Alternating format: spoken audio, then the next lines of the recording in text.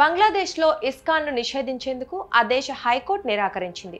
దేశంలో ఇస్కాన్ కార్యకలాపాలపై నిషేధం విధిస్తూ సుమోటో ఆర్డర్ ఇవ్వాలని వేసిన పిటిషన్ను బంగ్లాదేశ్ హైకోర్టు గురువారం కొట్టివేసింది. ఈ మేరకు బంగ్లాదేశ్ దినపత్రిక ది డైలీ స్టార్ వెల్లడించింది. దేశంలో చోటు చేసుకున్న హింసాత్మక ఘటనల నేపథ్యంలో మరోసారి ఎలాంటి అల్లర్లు జరగకుండా తగు చర్యలు తీసుకున్నట్లు ప్రభుత్వం కోర్టుకు వెల్లడించింది.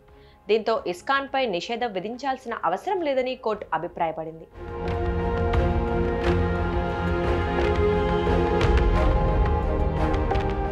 ఇస్కాన్ కు సంబంధించి వార్తా పత్రికల్లో వచ్చిన కథనాలను బంగ్లాదేశ్ సుప్రీంకోర్టు లాయర్ మహమ్మద్ మోనిరుద్దీన్ బుధవారం హైకోర్టు ముందుంచారు.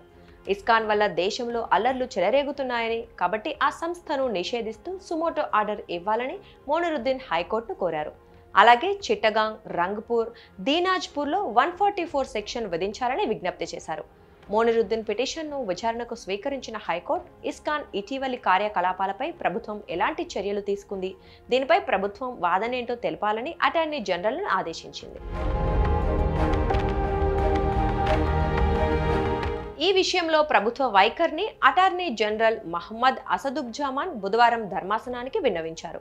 సుప్రీంకోర్టు లాయర్ లేవనెత్తిన అంశం 180 మిలియన్ల బంగ్లాదేశీయుల సెంటిమెంట్స్ కు సంబంధించింది అన్నారు. ఈ అల్లర్లు జరగటం దురదృష్టకరమన్న అటార్నీ జనరల్ ఇదొక క్రిమినల్ అఫెన్స్ అని, దీన్ని ప్రభుత్వం చాలా సీరియస్ గా తీసుకుందని చెప్పారు.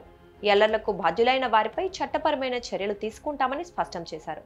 అయితే ఇస్కాన్ పై నిషేధం విధించాలని పిటిషన్ వేసిన సుప్రీంకోర్టు లాయర్ డిమాండ్పై ఇప్పుడే ఏమీ చెప్పలేమని అన్నారు. రాజ్యాంగపరమైన అంశాలను పరిశీలించిన తర్వాతే దీనిపై ఎలాంటి చర్యలు తీసుకోవాలో నిర్ణయిస్తామని చెప్పారు. ఇవన్నీ పరిశీలించకుండా ముందుగానే ఏమీ మాట్లాడలేమని స్పష్టం చేశారు. ఈ అంశంపై మహమ్మద్ యూనస్ ప్రభుత్వం ఎలా స్పందిస్తుందో చూడాలన్నారు.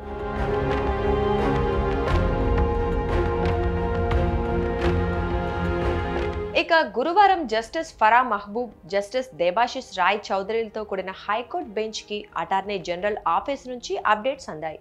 అటార్నీ జనరల్ అందించిన సమాచారాన్ని పరిశీలించిన హైకోర్టు బెంచ్ దేశంలో శాంతి భద్రతలను కాపాడేందుకు ప్రభుత్వం సిద్ధంగా ఉందని, ఇకపై ఎలాంటి అవాంఛనీయ సంఘటనలు జరగకపోవచ్చని ఆశాభావం వ్యక్తం చేసింది. అందుకే ఇస్కాన్ను బ్యాన్ చేయాలని వేసిన పిటిషన్ను కొట్టివేసింది.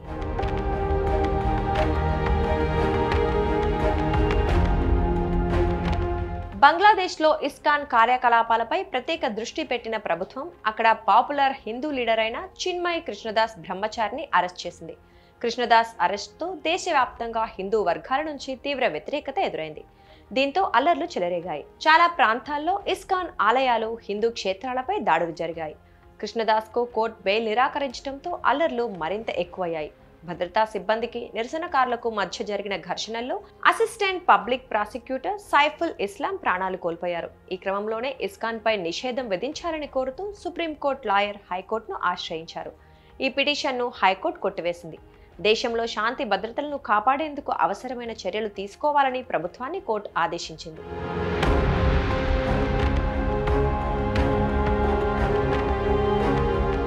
మరోవైపు లాయర్ సైఫుల్ ఇస్లాం హత్యతో పాటు ఇస్కాన్ కార్యకలాపాలకు సంబంధించి ఇప్పటి వరకు 3 కేసులు నమోదయ్యాయని additional attorney general Aneek R Haque, deputy attorney general Mohammad Asaduddin హైకోర్టుకు వెల్లడించారు.